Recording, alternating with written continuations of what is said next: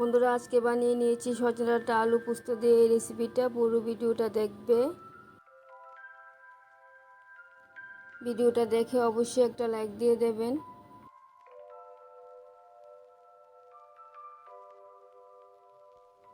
সজনে ডাঁটা আর 3টে আলু আর একটা পেঁয়াজ নিয়ে নিলাম, সবগুলি কেটে নেব।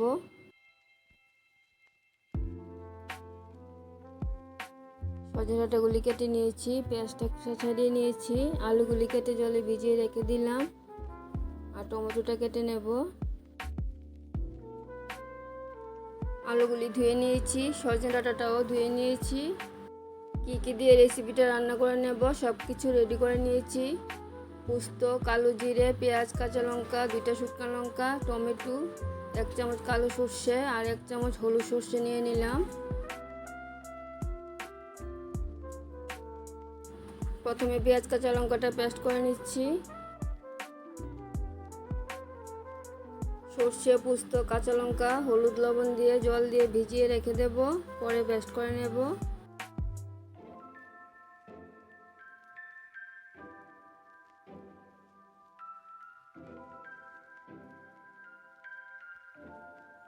কড়াইটা বসিয়ে দিয়েছি, কড়াইতে সরিষার তেল দিয়ে দিলাম।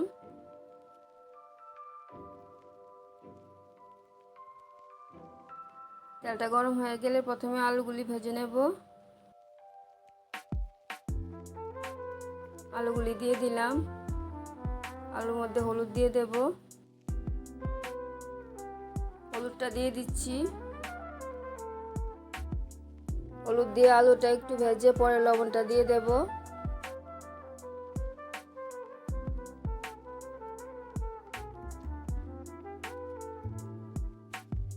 লবণটা দিয়ে দিচ্ছি। লবণটা দিয়ে আলুটা হালকা ভেজে সজনে ডাঁটাগুলি দিয়ে দেব।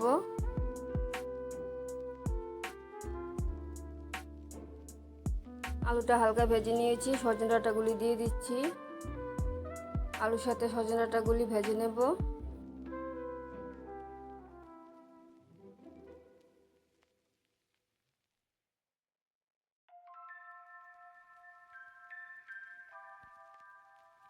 সজনে ডাঁটাগুলি বেশি কড়া ভাজবো না। সজনে ডাঁটা আলু ভাজা হয়ে গেছে, নামিয়ে নেব।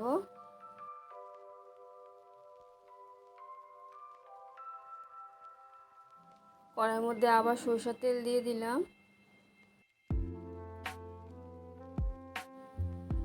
তেলটা গরম হয়ে গেলে প্রথমে কালো জিরে ফোড়নটা দিয়ে দেব।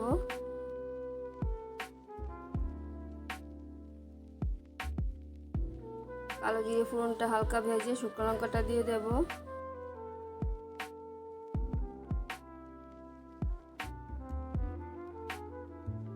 শুকনো লঙ্কাটা হালকা ভেজে প্রথমে কুচি করে রাখা টমেটোটা দিয়ে দিচ্ছি। টমেটোটা তেলটার মধ্যে হালকা ভেজে নেব।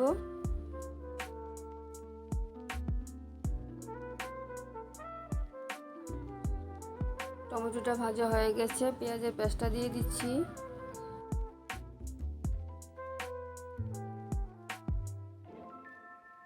পেঁয়াজের পেস্টটা টমেটোর সাথে ভালো করে কষিয়ে নেব।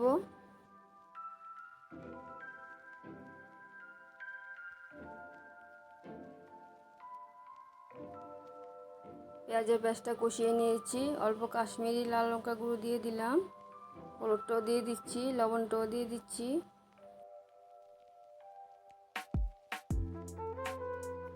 সব কিছু ভালো করে মিশিয়ে আর একটু কষিয়ে নেব। সর্ষে পোস্তটাও ভালো করে পেস্ট করে নিয়েছি। সব কিছু ভালো করে কষিয়ে নিয়েছি, সর্ষে পোস্ত পেস্টটা দিয়ে দেব। সর্ষে পোস্ত পেস্টটা দিয়ে দিচ্ছি।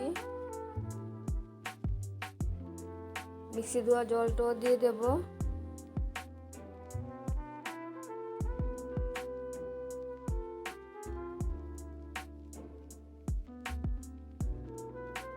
সর্ষে পোস্ত পেস্টটা বেশি কষাবো না, ভালো করে মিশিয়ে টেস্টের জন্য সামান্য চিনি দিয়ে দেব। চিনিটা দিয়ে দিচ্ছি। চিনিটা দিয়ে ভালো করে মিশিয়ে ভেজে রাখা সজনে ডাঁটা আলুটা দিয়ে দেব।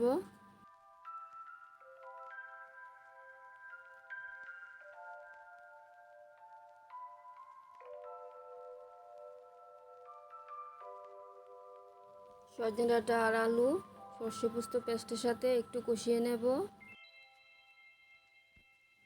আমার সজনে ডাঁটা আর আলুর এই রেসিপিটা তোমাদের যদি ভালো লেগে থাকে তাহলে আমার চ্যানেলটাকে সাবস্ক্রাইব করবে, আমার পাশে থাকবে, লাইক কমেন্ট শেয়ার করবে।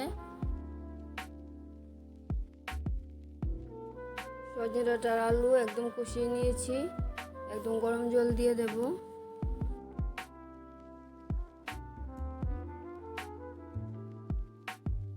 ফুটানো গরম জলটা দিয়ে দিচ্ছি।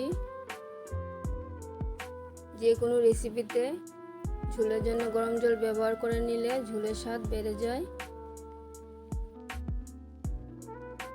আমার প্রয়োজন অনুযায়ী ঝোলটা দিয়ে দেব, তোমরা তোমাদের মতো দিয়ে দেবে।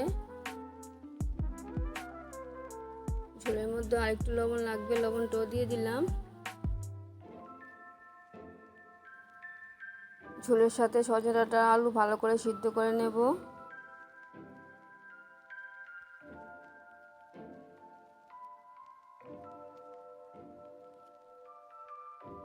আলুটা সিদ্ধ হয়ে গেছে, সজনে ডাঁটাগুলি আরেকটু সিদ্ধ হওয়ার বাকি আছে, সিদ্ধ করে নিচ্ছি।